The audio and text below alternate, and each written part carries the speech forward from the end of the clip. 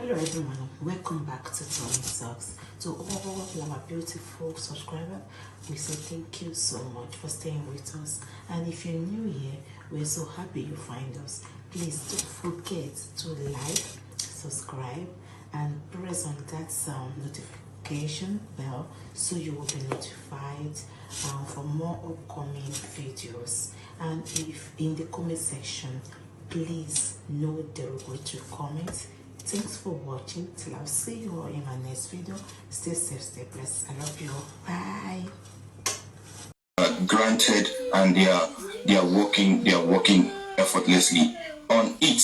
Now he also talk about the Bankole and Smith. You recall that the inquest is currently on hold. That is because the Bankole and Smith petition the Lagos State and the magistrate shouldn't be, and that's the reason why the inquest is currently on hold. But Baba is telling us now that he's going to put a call through to Sanshitu, and action is going to be taken. San is going to take the necessary steps and write to the necessary quarters to make sure that Corona is reopened. He said this is one of the things he doesn't want to carry to next year. He said he doesn't want to carry this particular issue of inquest on hold. He doesn't want to carry it to next year. He said he's going to put a call through to Sanshitu, and Sanshitu will write to the necessary quarters to make sure that the Corona is reopened, because they cannot love Mohbad. Those who said they have interest in this case. Those who said they have interest in this case, cannot have more interest than him, who is the father, and they cannot use their own interest to disrupt the Corona inquest that is currently going on. That is not possible. He is the father of the child. He wants the Corona inquest back on from now, and he's going to get in touch with Sanshitu, and they're going to get the inquest back, and why they go and treat their own issue somewhere else, but the inquest must be back. Thank you. Also, he said, he actually spoke on the subject of the toxicology and the autopsy results. He also heard, from the general public. One thing you cannot take away from Baba Mohbad is that he listens to the general public. He hears the outcry of the general public. So when when people advise him that he needs to have the result of the toxicology and the autopsy before it is being read in the court, he actually contacted the person, that will be the pathologist who is actually in charge of the toxicology and the autopsy, and the pathologist told him that it's actually the court that gave the order for the test to be carried out. So it is the pathologist said it is going to be read first in the court. That it's going to be read first in the court. He doesn't want a situation, quoting the pathologist now, he doesn't want a situation whereby when he appears in the court and the court asks a request from him or asks him, is this the first place this thing is going to be read? He doesn't want to go there and lie. But Baba said, and I quote, that the man promised that nobody, not even the people that they did it together, has seen the result. He promised Baba, and that is the same word that Baba gave to Baba is relating to us in the public now. The man said, and I quote, according to Baba, even the people that they did the subject or they did the test together, they've not seen the results. So Baba said, and I quote, if you hear anybody outside saying they have seen the result, that is not true. That is not true. And the pathologist said it will be read when the court is open.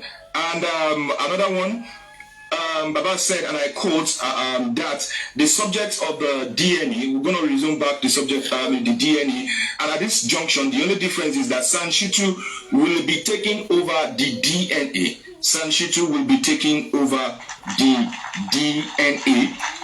Whether he's going to continue with the previous one or he's going to start afresh, the information Baba is giving us now is that Sanshitu will be taking over the DNA.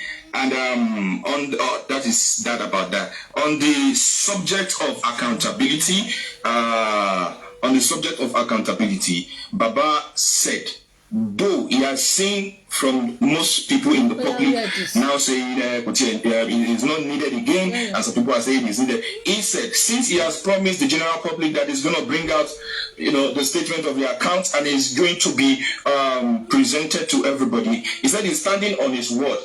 Despite the fact that some people are saying it's not needed again, he is insisting that he is going to do the accountability just the same way he promised the general public. He said he's going to give it, and when it is ready, he said he has gone to the bank, he has printed it, and everything is said. Now, the last time Baba came out, he was still trying to get maybe around 15 million that was in the Access Bank account, not the GoFundMe now, the Access Bank account, maybe to 15 million or so. He now said after he printed it that now he can confirm that 18 million, then definitely there's going to be a little figure in front. It can't be a round figure of 18 million. There's going to be some dot. But at least around 18 million, let me use that word in quote, around 18 million naira was inside the Access Bank account, around 18 million naira. Though he said 18 million, but definitely there's going to be a dot. You can't just find a round figure in a bank statement. So there's the dot, but at least it's around 18 million naira. Also, he talked on another subject, the subject of Yomi Fabi. He said truly he went to the police station, and when he got there, he was mentioning the name of because he thought it was Adura that was locked up. So when he got to the police station, from Panti to everywhere, he was mentioning Adura, but they were saying he was not there. He was mentioning Damola, and they were saying so. He said he waited outside for Yomi Fabi, and upon his arrival, they went to the police, one of their bosses at the station. But one thing that he was not happy with was when the police said there's the case of impersonation, which is actually what Yomi Fabi is involved in. Yomi, Damola and Adura, the case of impersonation. The police boss said that case is different from the homicide case, the Mohbad's homicide case, the investigation. But Baba said, why not? Since this impersonation is talking about an evidence that has to do with the death of Mohbad, why don't you just link it together? But they said no, they're going to be treating it differently. That it's not the same. Okay, now later, Yomi Fabi now requested that they bring Damola out. And when they brought Damola out, Baba now asked him that, are you the one? And he said, yes, I am the one. And Baba said, and I quote, according to Damola, that Damola said he was actually the one who charted Yomi Fabi, that he was the one who charted Yomi Fabi. And now, he made a point very clear before I continue. He said some people claim after he went to the QH radio in Ghana, after he had an interview with them, some people claim that he's trying to protect Adura, he's trying to do this, he's trying to do that. He said clearly now, and I'm quoting him once again, he said, even if it is anyone, even if it is Adura that is found wanting in this particular case, let him pay for it. Let him pay for it, to the extent that even if you have anyone who has an evidence and the person is keeping the evidence, it can be related to obstructing justice. So even if it is what anyone, including Adura, that is keeping evidence, then evidence, let him answer for it. That on this particular justice for Mohbad, he is not going to hide anything. Even if it is anyone, let them pay for it. And he said, and I quote, Baba said, and I quote, that even if it's his mother, that is Baba's mother, that is hiding something or that is obstructing justice, let her pay for it. That he promised everybody is not going to protect or hide anything. On the subject of the 30 seconds video, Baba said, and I quote, I have only heard of it. He has only heard of it.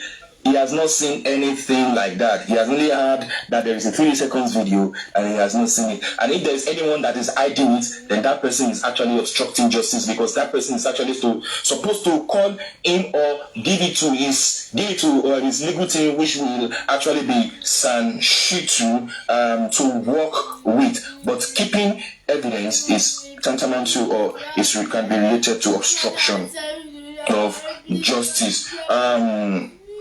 He said, and I quote, as I begin to round up before we begin to bring people up, he said, and I quote, concerning Adura, he said, for the past 1 year that this particular issue has happened, Adura has not put a call through to him because some people are policing Adura up and down, some people are policing Adura's mother up and down. So at this junction, I think I've been able to relate some of the things that he spoke in Yoruba to us. But to summarize everything, number one, Baba said, yeah, the solicitor, they are working on it.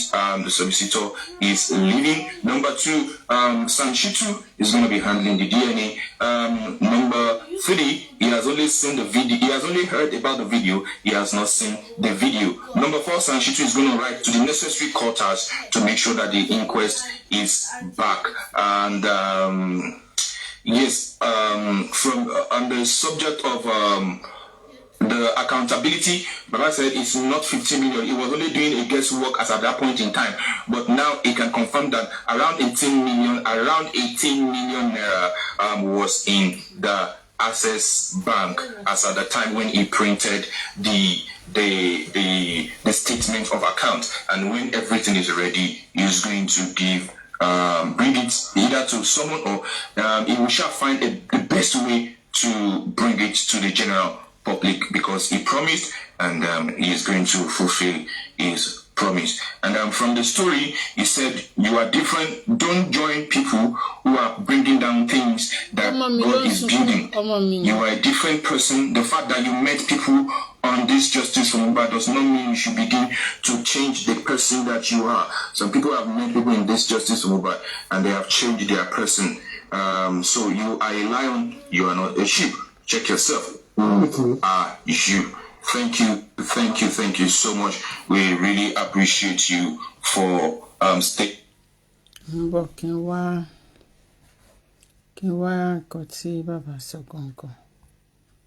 All right. Now, nínú ìdáhùn sí tí àwọn èèyàn tẹ̀ ránṣẹ́,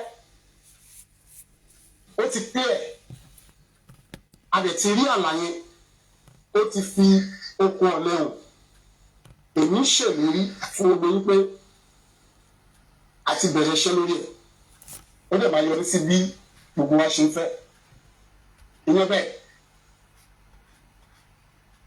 Mo wá fẹ́ sọ̀rọ̀ nípa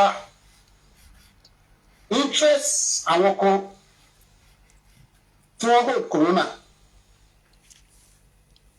Bóyá Mayor Smith and some other fún petition corona. Èmi sọ fún yín after èmi yìí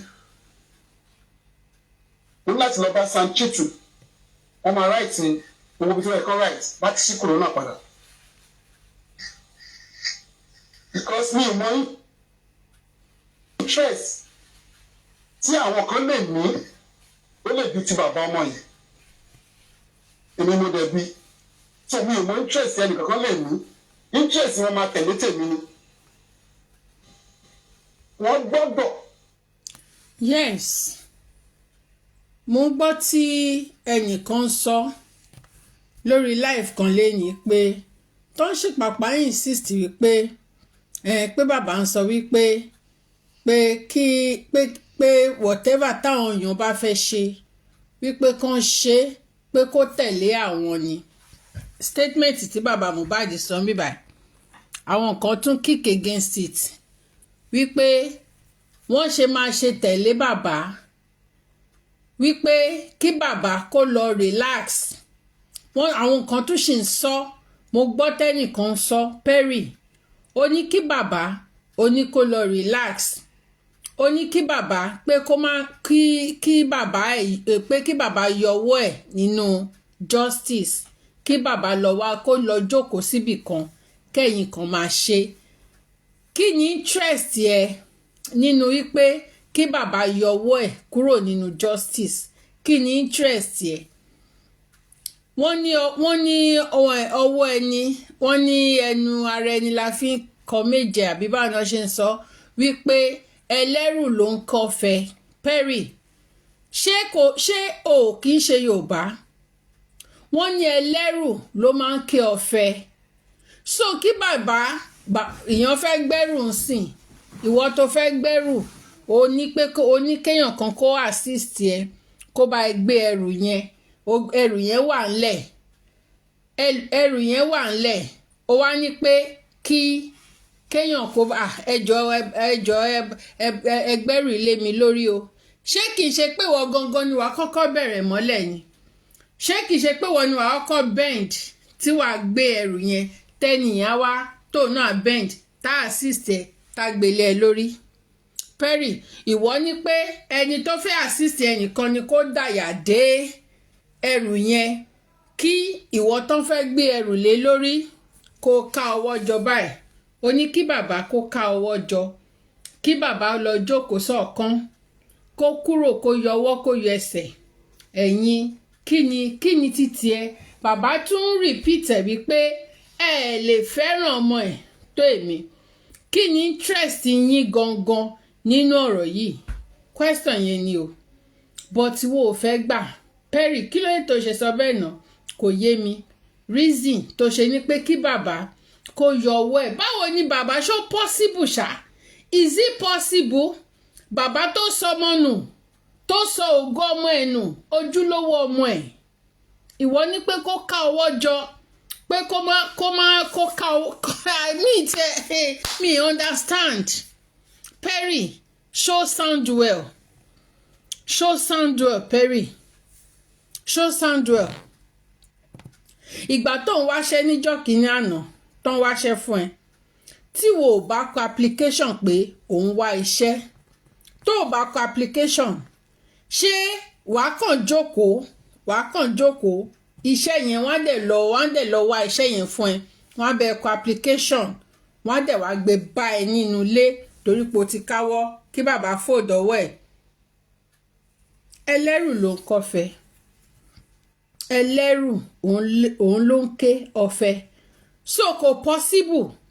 Èyí tó fi ní pé kí bàbá káwọ́ jọ pé kí bàbá yọwọ́. Ẹ ṣe máa ní kí bàbá yọwọ́, mi ò understand. Ẹni bàbá wà justice.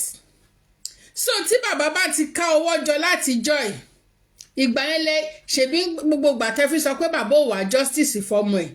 Assuming pé bàbá ti ká ọwọ́ jọ, kò sí nǹkan tó lè ṣe fáráyé tó máa táyé lọ́rùn. Ikú nìkan òun ló satisfy àwọn ẹlòmíì.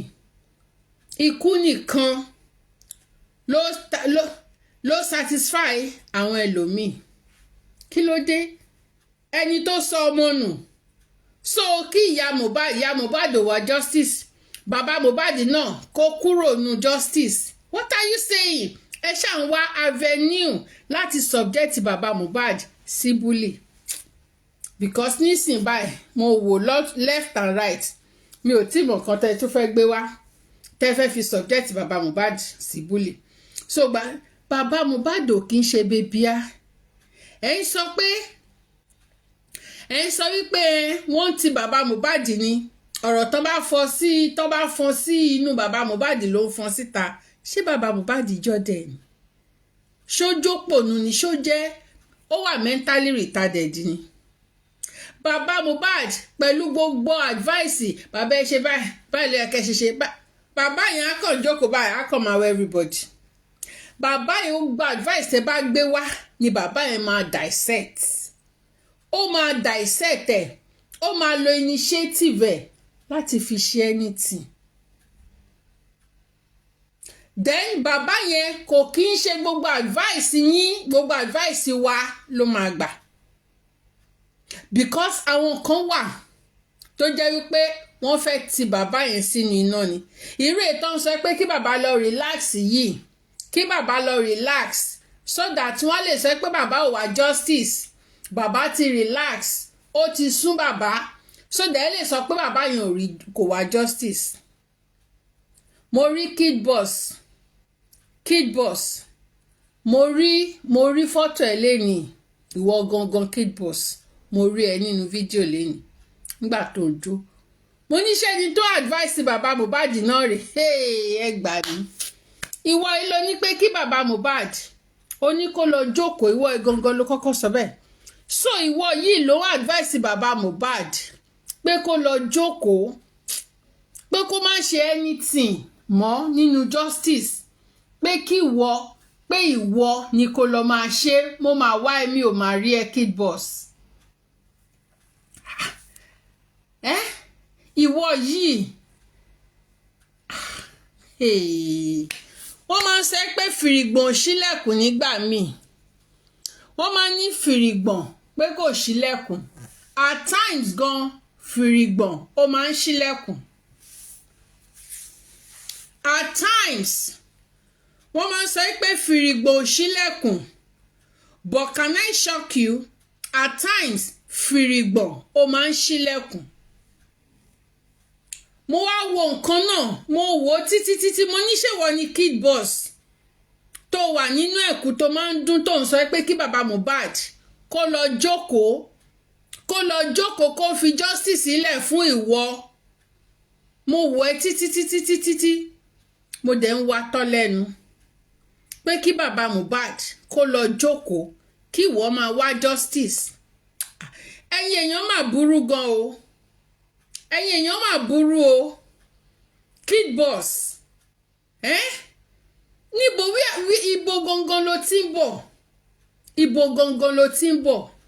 Àwọn kan wà nínú justice tó jẹ́ pé ẹ rí orúkọ wọn rí, tó jẹ́ pé ẹ rí wọn rí, ẹ gbóhùn wọn rí, but all of a sudden they will come, wọ́n kàn máa wá from nowhere, wọ́n dẹ̀ máa give àwọn narrative burúkú tó jẹ́ pé tó bá ti rí pé 1 or 2 people wọ́n ti gbà mọ́ àwọn lọ́wọ́ báyìí, wọ́n ti achieve aim wọn. Ẹ ní kí bàbá Mohbad kó lọ relax. Ṣé ọmọ yín ló kú ni? Ṣé ọmọ yín ló kú ni? Ẹ̀yin náà ẹ̀ bá ti pa ọmọ yín. Ẹ̀yin tẹ́ ní kí bàbá Mohbad kó lọ relax. Ẹ̀ bá ti pa ọmọ yín so that tẹ́ bá ti pa ọmọ yín, ẹ̀ ní sun ẹkún kankan, ẹ̀ ní ṣe anything kankan, ẹ̀ jókòó ẹ lọ relax. Wọ́n lè máa ṣe kí ni? Wọ́n máa wá justice fún ọmọ yín. Ẹ ní kí bàbá Mohbad kó lọ relax. Wọ́n ní tí ò bá sí kinní kan ní aṣọ pé ẹ̀jẹ̀ kì í tán lè kánná. Tí ò bá síná lórí, ẹ̀jẹ̀ kò kì í tán lè kánná. Ẹ̀jẹ̀ ò kì í tán lè kánná. Bàbá Mohbad ò tí ì rí justice fọmọ ẹ̀. Ìwọ ní kí bàbá Mohbad kó lọ jókòó. Oní kó lọ jókòó.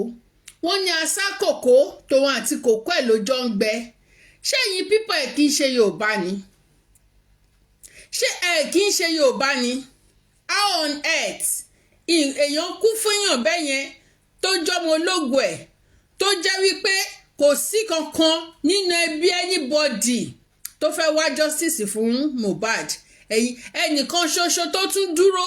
Ṣé bàbá Mohbad sọ fún yín pé ó ti sú òun ni? Ṣó pariwo wá bá yín pé ó rẹ òun ni? Ṣé ní record ẹ̀ dání níbi tó ti sọ fún yín wípé ó tẹ̀ ti sú mi, mo fẹ́ relax, mi ò wá justice? Ṣó níbẹ̀ ni?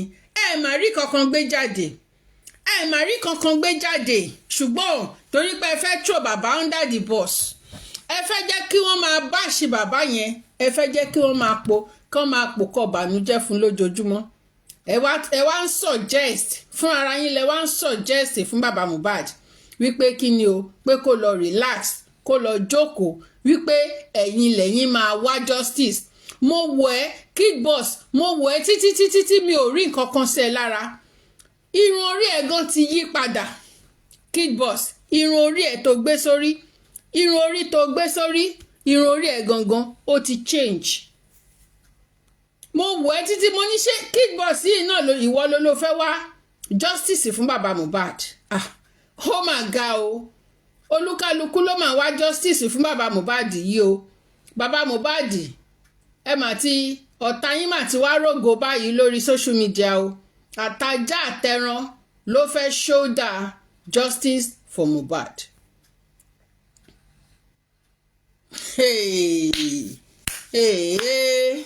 Kí bàbá Mohbad kó lọ jókòó kí ìwọ wá justice fún bàbá Mohbad.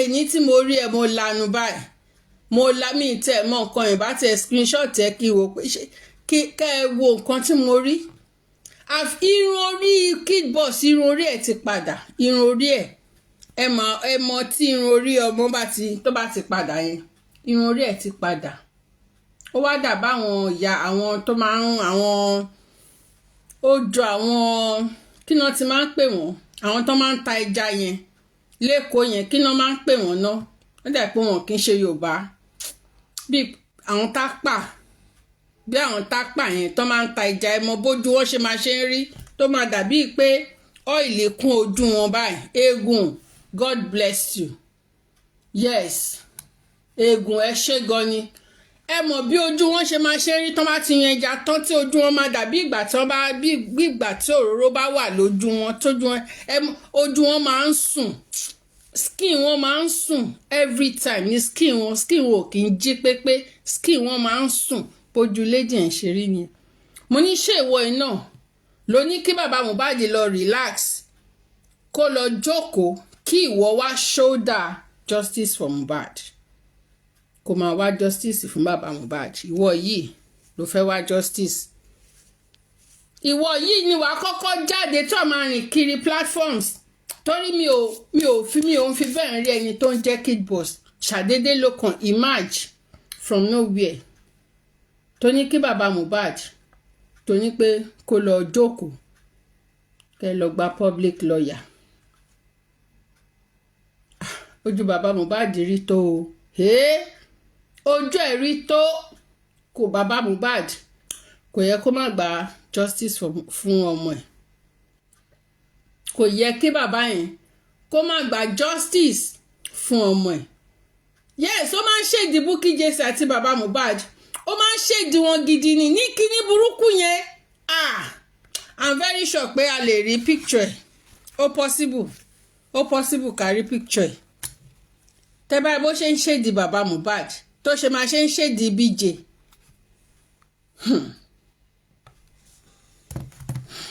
ṣé corona padà wọn ò lè fi tí wọn disturb justice sáwà fún Mohbad ìgbésẹ̀ máa wà lórí ẹ̀.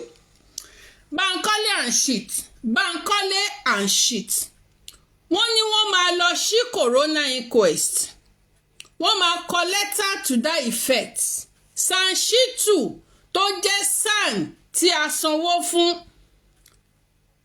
àwọn kan sọ pé ṣé Sanshitu pé ṣé wọ́n máa wípé ṣé wọ́n lè gbaṣẹ́ Sanshitu is ready ever ready láti gba iṣẹ́ yẹn Sanshitu wọ́n ready láti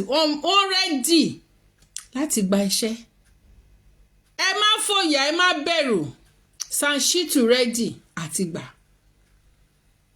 is ready to take over it to take over the any kinní tó bá fẹ́ ṣe ṣó ti yé yín so ká bẹ̀rẹ̀ níbi toxicology ìyẹn wọ́n ti ṣe ṣó ti yẹ a dẹ̀ ti gbọ́ gbogbo explanation lórí toxicology wípé kò ń ṣe